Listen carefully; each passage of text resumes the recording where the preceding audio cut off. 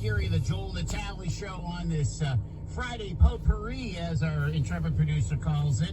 And on the phone with us is Adam Trott. He is part of Connect Urban Erie and is an architect and concerned about growing the right way. Would that be accurate for you, Adam? Hey, hi Joel. Happy Friday. Yeah, very much so. We want to make sure we're doing them right. We don't want to make any 50-year mistakes, Well, yeah, this is a big one. Now, we've been, the focus here is this, is the Bayfront Parkway, the Central Corridor project, as PennDOT talks about it. It's been in the works, I think, at least about 7 years. And almost immediately there has been some opposition to it. Give us a really short detail of the significant questions and where the dispute has been up until this point. Yeah, well, we're going to have this town hall coming up on Tuesday, August 9th from 6 to 7:30 at the Hurd Auditorium, and we're going to go into all of this with great detail. To give a quick synopsis, the lawsuit is still out there that challenged the categorical exclusion that allowed the project to proceed without doing a full environmental assessment. And it's a 65-page complaint that was filed in December of 2020, and it's still pending. And it details all the objections, how NEPA, the National Environmental Policy Act, was violated to move this project further. So that's pending, and we're going to give the community kind of like an update on where everything's at and why this matters. But essentially, we need a parkway, not a highway, and what they're putting in is essentially an arterial highway. Now, they called the project, back when they started opening it up in 1991, it was called the Bayfront Highway, and then in 95 they changed the name to the Bayfront Parkway, and then in 2000, the east side, they changed that name to the East Connector. Right. And this thing's been morphing the whole time as politics and our awareness of urban mobility evolves. And right now, you couldn't have it as a highway because the speeds were too high. I mean, it was just unfortunately, I had a friend that passed away right there at that corner at Cranberry. I mean, it's just you remember how slick it was. They fixed a lot of that stuff, but again, the concern. I'm trying to understand, the concerns of the folks like from Earth Justice and from the Penn Future and certainly Connect Urban Erie, because you're not really anti-roundabouts, and that is dominating this project, right? I mean, the roundabout question, it's a case-by-case basis. Okay. It depends where it goes and what it's serving. Mm-hmm. And roundabouts in urban context are usually extremely problematic unless you're designing them correctly. And these are not designed correctly. And the problem is that the roundabouts are the only things slowing the traffic down, and they're spread way out. So what you're going to do is you're incentivizing heavy on the gas pedal till you get to the roundabout. Then slow up, get through it, and then heavy on the gas pedal to the next roundabout. And that is, psychologically, that is a nightmare for anybody who's not in a vehicle. A pedestrian, a person in a wheelchair, a bicycle, what have you. That's a nightmare scenario, and we're trying to prevent that. And so you want folks to come out to the Hurd Auditorium to kind of get an idea of basically where this is at in the process, or is there new information to share? Yeah, both. We have, for speakers, we have lined up attorney from Earth Justice who filed the lawsuit. We have Tony Dutzik from Highway Boondoggles, and this highway project actually caught their attention, and they're going to include it in their Highway Boondoggles publication. We have Ben Crowther, who runs runs the Freeway Fighters with America Walks.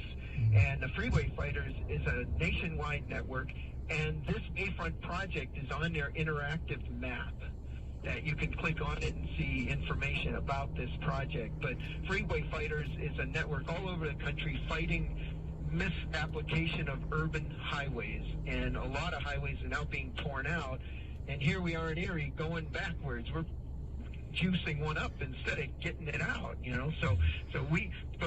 we're not against the project, and we're not against the developers that want to develop along the Bayfront. We welcome all that. We just want it done right, and right now the project is not right, and it's going to cause a lot of harm.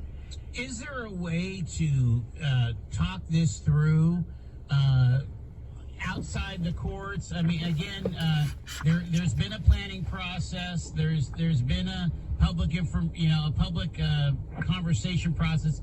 And here's the thing that really seems to be a challenge for Connect Urban Erie in regards to this, is that you have pretty much every single elected official 100% behind this project as it's designed.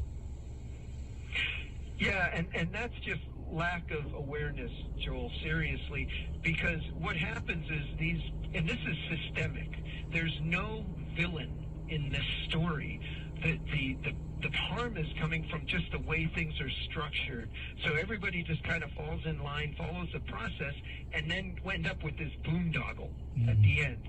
So what we're trying to do is we're trying to put the brakes on and say, look, we want the money to come here to Erie. We want the jobs building the thing to come here to Erie. But we want it done right, and this design is not right.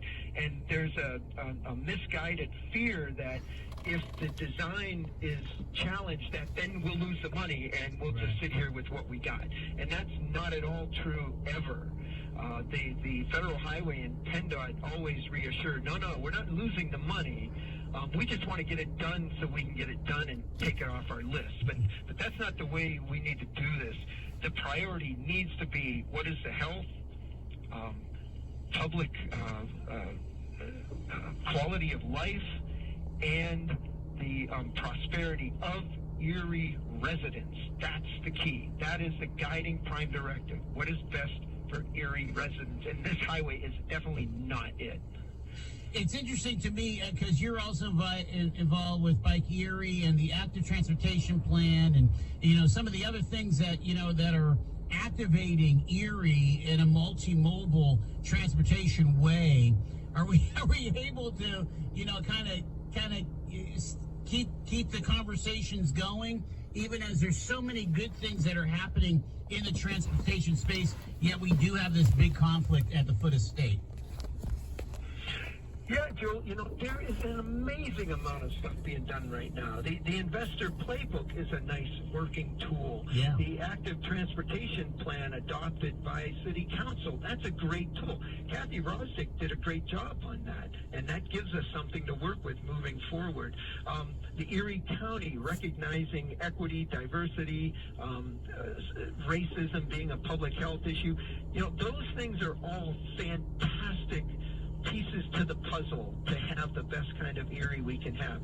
What our group is doing is we're looking at the overall picture, and we're seeing some hidden harms that could really sabotage what we're doing. So we want to correct those hidden harms and get them in the right path going forward.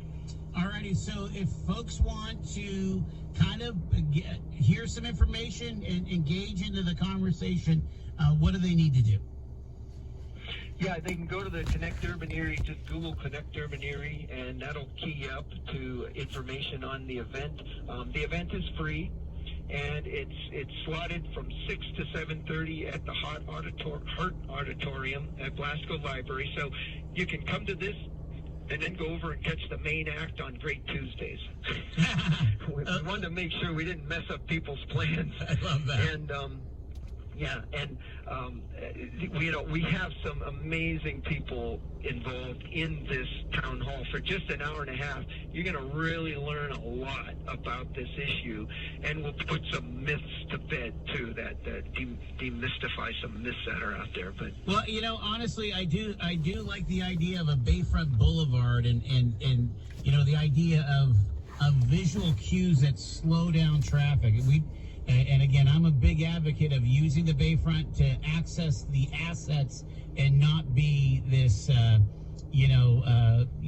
very pretty way to get from the east side to the west side or vice versa, right? Let me give that address again. Again, it's the community town hall is on Tuesday, August 9th, 6 to 7:30. The Hurt Auditorium is at the Blasco Memorial Library. Put it in your GPS, 160 East Front Street in Erie, 16507. Go ahead. Last word there, Adam. Yeah, the culprit is the induced traffic. The traffic that is not going to the bayfront and not going downtown, but is going to the other side of town. And it's 80% of the traffic on there. That is what we want to design to prevent. Dissuade them and have them pick another path so that we can connect the city to the bayfront the way it's meant to be. So you're okay with what PennDOT's spending like $6 million on 12th Street to redo all the lights and put new signs and those big black bars and all that? That's all okay, right? I mean, it helps, but it's going to be overrun by this swell in traffic. When traffic jumps up from 14,000 cars a day to 24 to 26,000 cars a day from this arterial highway widening, that will blow right through all of that. So it's kind of like triage, and it's not enough. But it'll help. I mean, we want it, but it won't solve the problem. All right, it's an update on the ongoing legal fight against the Bayfront Parkway Central Corridor project. It's a community town hall this Tuesday, the 9th, at 6 o'clock at the Blasco Memorial Library Hurt Auditorium. Adam Trott from Connect Urban Erie, thank you so much for jumping on the phone with us here. Always good to be with you, Joel. Thanks for all that you do. All righty, sir. It is 4:18.